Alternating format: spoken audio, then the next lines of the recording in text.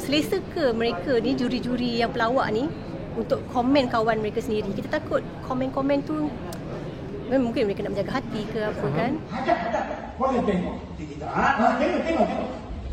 JR di depan kita hari ini seperti biasa wakil Astro yang kita gemari. Kita mesti nak cari juga, kena cari juga bila habis sebab macam-macam soalan nak tanya sebenarnya kan. Bukan bodeh JR, bukan bodeh ya. JR, terlebih dahulu nak minta markah dulu JR. Okey. Kita mulakan dengan tempat keempat. Tempat keempat Jenggo 44.65%. Tempat ketiga Viral 46.60%. Tempat kedua UNI 59.69%. Dan tempat pertama HAT 70.74%. Okey, saya cuma nak ya atau tidak untuk yang ini. Markah undian penonton pun sama kedudukannya ya? Yes, betul. Sama kedudukannya. Okey, ya, jadi masa sidang media saya ada terdengar benda yang paling penting lah bagi saya sebenarnya hari ini ialah bila JR berkata bahawasanya Musical Lawak Superstar akan bercuti untuk musim hadapan.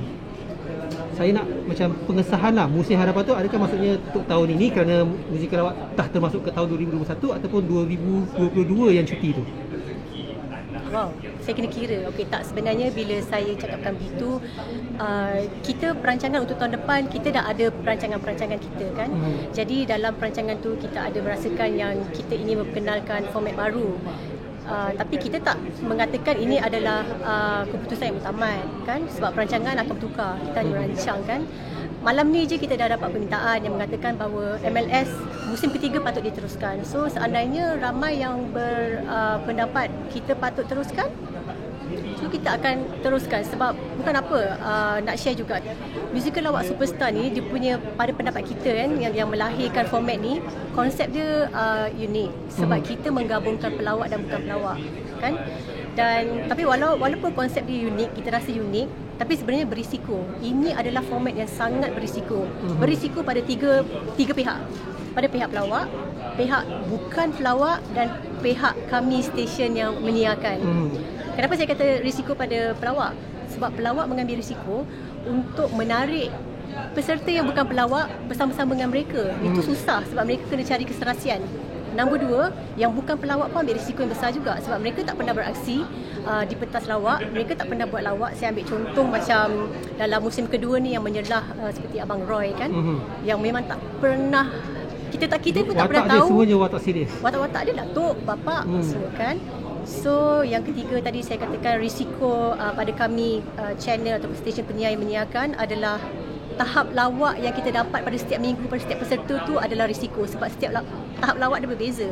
Kerana kita kena faham mereka ni beraksi dengan bukan pelawak. So sebab tu uniknya konsep Musical Lawak Superstar ni lah. Bahaya jugalah sebenarnya, sebenarnya dia bahaya, saja kan, berisiko. bahaya. Tapi itulah dia, walaupun berisiko, ini adalah risiko yang sangat berbaloi kerana Musical Lawak Superstar melahirkan bintang-bintang seperti Abang Roy. Tahun lepas kita ada Kiraman, kita ada Syihah Zikir yang kita tak sangka mereka ada bakat lawak sebenarnya kan. Jadi penangguhan sementara waktu tu bukan disebabkan memang rating turun ke benda-benda lain, tak adalah. Tak. Ni cuma risiko yang diambil, bahaya. Musical Lawak Superstar adalah antara program yang mendapat rating tinggi kan. Reason kita letakkan perancangan untuk merehatkan sebenarnya untuk kita memperkenalkan format baru kan. Bila sebab untuk penonton, kita tahu penonton kita sentiasa inginkan benda-benda yang fresh. Tapi seperti yang saya cakapkan tadi, seandainya permintaan tu ada, so kita akan teruskan musim ketiga. Okey. Dan sama juga ketika sidang media tadi juga, betul ke, sebab saya jauh di belakang sedikit tadi, yang mengatakan bahawa juara kita tahun ini akan terus masuk ke Maharaja Lawak Mega. Nombor satu, betul ke tidak? Dan nombor dua, adakah juara sahaja sebenarnya yang automatik boleh masuk? Okey, dia dah macam jadi tradisi sikit lah kan. Macam tahun lepas pun kita menawarkan laluan terus pada juara untuk ke Maharaja Lawak Mega. So untuk tahun ini juga kita menawarkan kepada HAT untuk menyertai Maharaja Lawak Mega 2021. Dan untuk peserta yang lain, kita masih lagi mengalu-alukan mereka untuk sama-sama menyertai Maharaja Lawak Mega. Tapi mereka perlu menghantar video lawak mereka bersama kumpulan yang mereka ingin bertanding kepada pihak produksi untuk kita evaluate. Okey, faham. Okeylah, ya sikit. Bagi pihak Astro sendiri pada tahun ini, macam mana prestasi Musical Lawak Superstar peserta-pesertanya? Kalau kita nak buat comparison dengan tahun sebelumnya kan, saya secara personally saya letakkan diri saya sebagai penonton. Saya rasakan pada musim pertama kemeriahan dari segi peserta yang bertanding, peserta bukan pelawak pada musim yang lepas, kita rasakan ramai yang ada potensi, kan? Selain daripada itu, tahun lepas, kemeriahan tahun lepas tu memang berbeza dengan tahun ini. Tahun lepas kita belum lagi melalui pandemik masih lagi tak berlaku, kan? PKP semua tak ada lagi. Hall kita sangat meriah. Macam saya pernah bagi tahu sebelum ni, kan, Zaf, lawak ni susah nak buat tau. So lawak untuk musim yang kedua ni dengan MCO, kan, penonton tak ada. Jadi benda tu sebenarnya dia banyak mempengaruhi juga diorang punya momentum dan semangat diorang dekat atas pentas, kan. Tapi kalau saya nak cakap pasal kualiti dari segi konten, saya rasa konten yang tahun ni kita nampak banyak konten-konten yang fresh juga. Sebab kita faham dalam masa seminggu yang diorang dapat task tu, diorang ada berapa hari je untuk rehearsal semua, kan. So konten kita boleh cakapkan hampir semuanya konten yang fresh lah. Okey. Dan seterusnya, ni antara soalan yang penting jugalah pasal juri sebenarnya. Juri untuk musim inilah agak serius jugalah. Macam ni satu pertandingan kiranya untuk buat lawak, tapi bila komen-komen yang mengatakan tak boleh buat lawak macam tu, tak boleh lawak macam ni, dan juga bila mengatakan jangan ganggu juri langsung, benda-benda macam tu, kan. Dan juga terlampau berat, terlampau ringan. Adakah juri ni macam terlampau particular sangat, terlampau detail sangat sampai menyebabkan sampai peserta pun tak tahu nak buat apa sebenarnya? Sebab kadang-kadang lawak ni kita bukan mungkin tak perlu serius sangat sebegitu. So Astro sendiri rasa berpuas hati ke dengan juri punya komen-komen dan prestasi diorang setakat inilah? Okey, untuk menjawab soalan tu, sebenarnya kalau kita flashback pada minggu pertama, minggu kedua, sampailah pada malam final ni, kan, komen-komen yang diberikan oleh Datuk Awi, oleh Zul Arifin dan juga Fazura, sebenarnya dia sync dengan apa yang kita di pihak produksi, dan juga kita tengok apa yang feedback dari penonton di social media. Sync, benda tu sama. Macam contoh sebelum ni Datuk Awi pernah menegur tentang jangan banyak buat lawak dengan juri, kan. Apabila ada komedi-komedi suka banyak sangat buat konten dengan juri, kita dah merasakan macam kita letak diri kita sebagai audience yang ada dalam hall tu pun kita dah mula rasakan macam kenapa nak kena buat lawak dengan juri.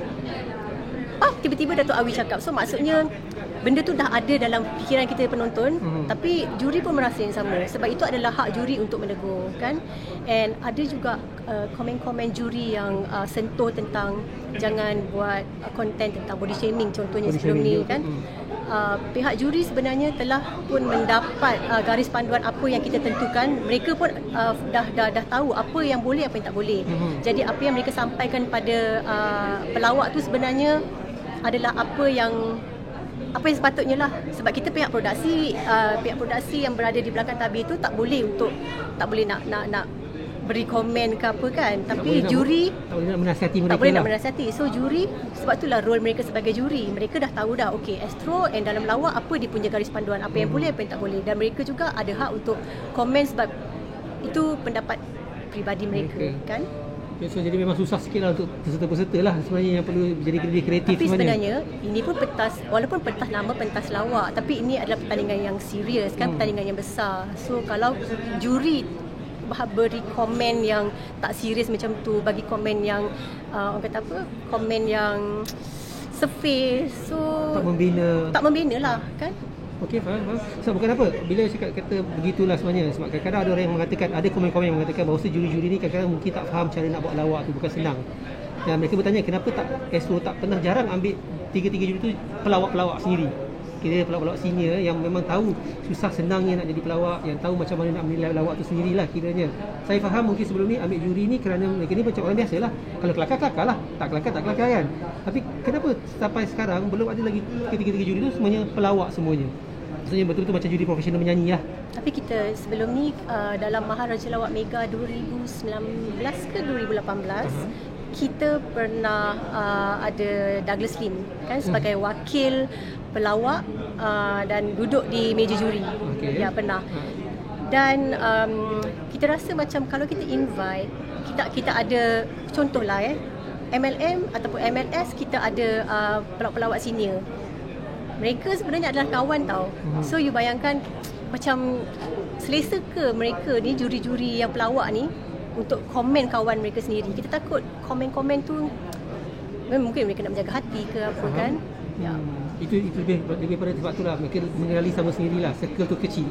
Bukan circle tu kecil. Maksudnya pelawak-pelawak, kalau kita invite pelawak-pelawak senior duduk di meja juri dan untuk nak bagi komen tu pada rakan-rakan pelawak juga. So mungkin kita takut kat situ ada limitation ataupun banyak kekangan yang membuatkan mereka tak keluar. Macam mana Dato' Awi and Zul Arifin bagi komen, mungkin diorang takkan keluarkan macam tu sebab mungkin diorang nak jaga hati ke apa kan. So macam itulah. Tapi apa yang Zaf punya soalan tu maybe kita boleh try explore dalam mana-mana program kita akan datang. Kita tengok macam mana kan. Ada feedback pada penonton sebenarnya yang mengatakan kadang-kadang bila juri terlampau serius sangat, peserta tak tahu nak buat apa, tak boleh nak tangkap apa yang juri nak sebenarnya. Cadangan mereka ialah carilah pelawak. Bagi saya siapa-siapa boleh komen sebab kalau saya sendiri pun boleh jadi juri, sebab kalau saya gelak, kelakar lah.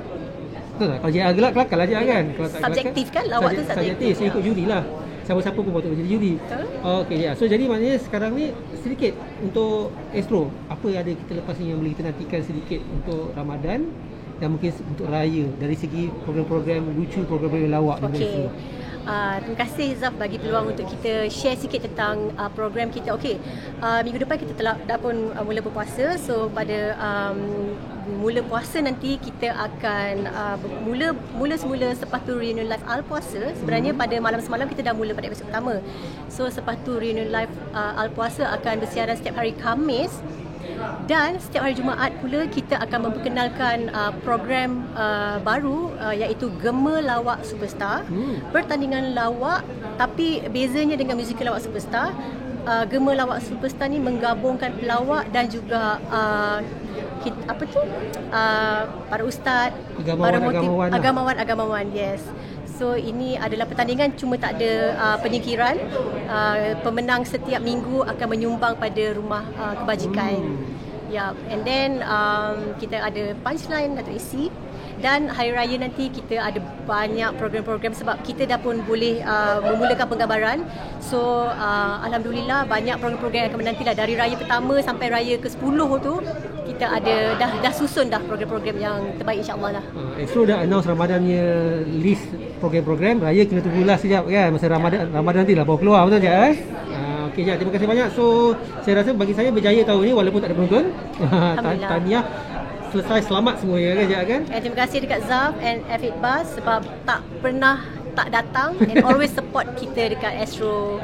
Untuk semua penonton yang menonton dan memberi sokongan yang tak pernah putus pada musical lawak superstar, pada Astro Warna, pada Astro, terima kasih sangat dan teruskan menonton dan memberi sokongan pada kami.